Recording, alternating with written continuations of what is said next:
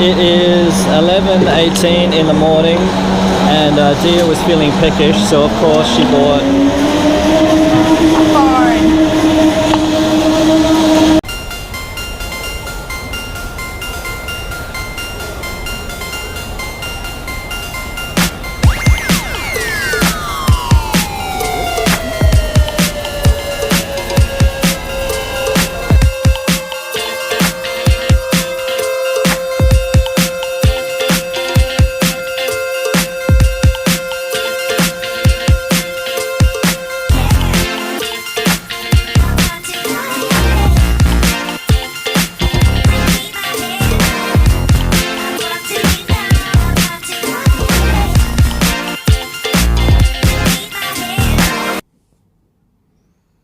workout time.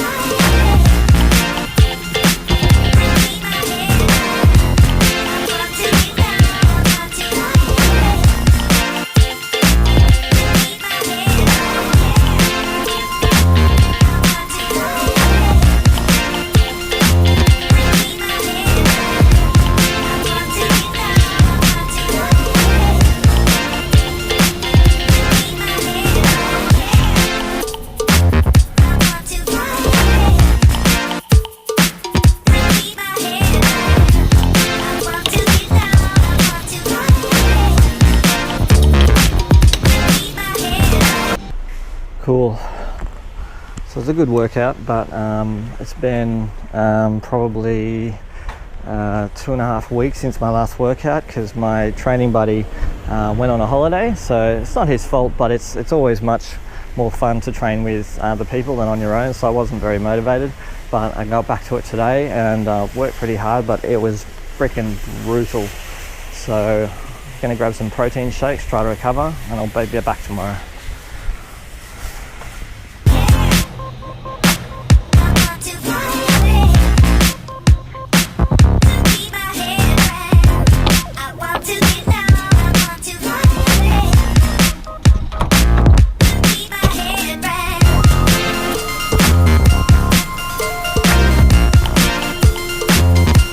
Good workout.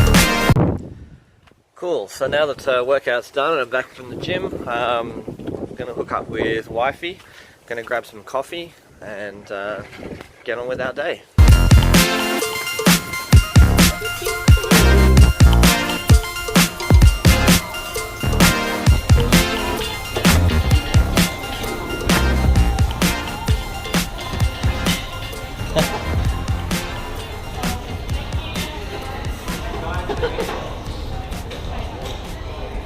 Just kiss it?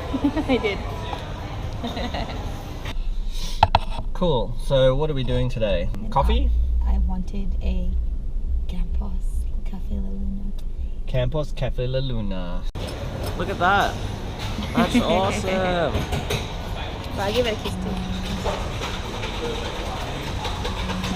So good. It's very good coffee. It's very good coffee. And now we're going to go to Masters. Because they're apparently having a big sale. So we're going to get some home supplies, maybe for the baby or whatever we find. Yo te traigo esta bomba puertorriqueña.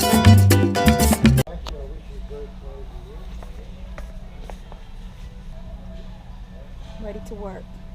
Yo te la traigo de Coupé, de Vega Baja y de Santurce. Catherine is coming at about 1 o'clock. She's going to finish off the garden and hang with us because she's leaving soon. What up? What did you find? Perfect.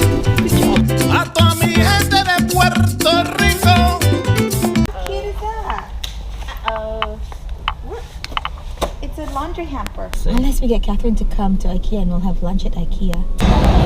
Cheers for you. Cheers to Catherine. Cheers to Catherine. Best of luck to your flight. Adapting to being overseas. A la familia Fontanet, allá en Coupe Alto, y lo Mejía en Vega Baja. ¡Que goce! Awesome. Morning, Peanut. Morning, Daddy. Look how nasty Peanut looks today. Peanut. Cool, so I'm in my wife's car again today. I dropped my wife off to work on my day off, and she's able to do, you know, eat her cereal and do her makeup if we're in her car as opposed to the GTS, because the GTS is a little bit crammed, a little bit low to the ground. It's got that sport suspension, so you feel the road a bit too much, you get all shaky with the makeup and stuff. Anyway, the last 2 weeks I've been a pretty slack person. I've pretty much completely neglected my university work.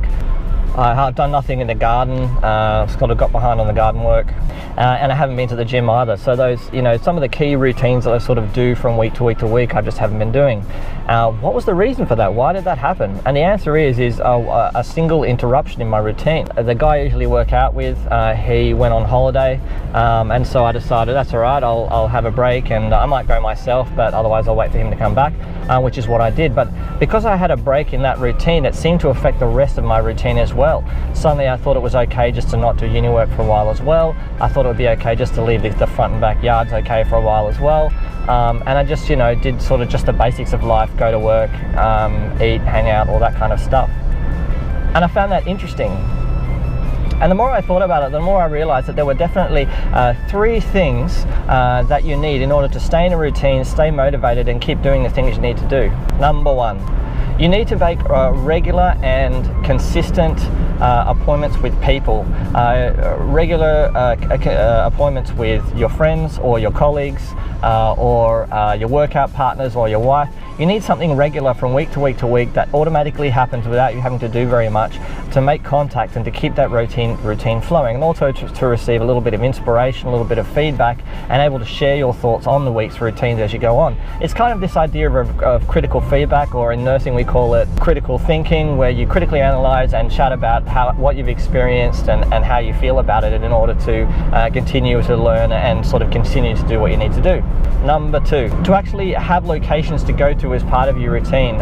If your routine involves around one location and you don't really go anywhere else, I think people's routines tend to break down unless you're one of those crazy OCD, you know, agoraphobic type people. You need to, if you're a workout person, you need to actually go to a location like a gym to do your workout. When you go to work, you go to your work location to do work. When you want to hang out with your wife, you actually go to a location with your wife to hang out. Having these discrete locations to go to in order to perpetuate your routine is I find really vital. Number 3, you need someone to aspire to, a role model, a celebrity, or a friend, or somebody that you've seen in your life, or you hear about, or you can see regularly, that makes you think, oh, I want to be a little bit more like them, or oh, wouldn't it be great if I was like them, or hey, they have some attributes which I think are really cool, and if I can have, you know, try and have those attributes as well, I think that would make me a better person. And you tend to try and copy those attributes in your life. People who don't have those kinds of role models, or people that look up to or admire or whatever, they tend to just go in a downward spiral, and I find that more often than not they've spent years doing things that they didn't want to do, they haven't improved themselves, and suddenly they're on the back foot and they've got to try and get going. Or they become quite miserable. Or they go in the other direction, which is like this kind of like sociopathic, pathogenic tendencies where you get personality disorders and you become a very quirky person when you're older. Although that's getting a little bit too sort of clinical. There's been a whole bunch of people that I've been look up to. I've got 2 or 3 people in my workplace which I really look up to and would like to try and inherit some of the attributes they've shown me. There's someone called Casey Neistat on YouTube who I think has some fantastic personality attributes, although they come from a completely different place to me. There's a multitude of people who I knew in the army who I'd love to be like. I don't think I'll ever achieve that sort of level of self-actualization, but I would love to be like them.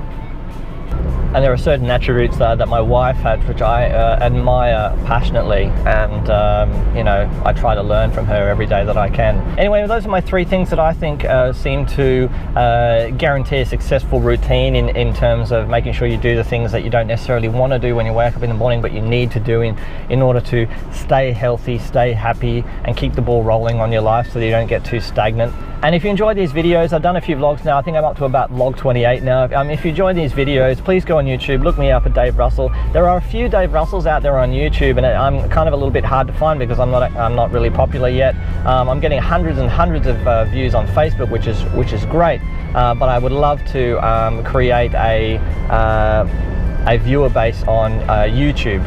Facebook will only sort of publish to my friends and the friends of my friends, whereas YouTube is a true public forum where anyone in the world can access them. And if I can build up the viewer base on that, then it means it can get out to more people. So go onto YouTube, subscribe. That would really help out the channel a lot. It would help me produce more videos. And if things go well, and if I'm able to hit, you know, at least maybe 200 or 300 subscribers, I would definitely consider like switching to daily vlogs. But at the moment, with the viewer base that I have, even though I'm getting, you know, hundreds, if not almost 1,000 views per video on Facebook, I need a better justification to interrupt my wife and I's life as we move forward that often. Anyway, thanks for watching, guys.